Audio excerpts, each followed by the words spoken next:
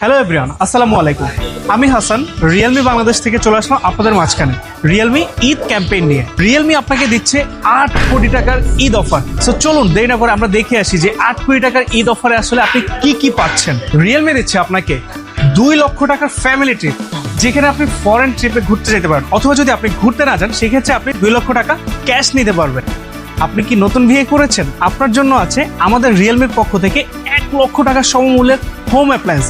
এছাড়াও আপনি পেতে পারেন বাই ওয়ান গেট ওয়ান, একটি ফোন কিনলে আরেকটি ফোন পেয়ে যাওয়ার সুযোগ।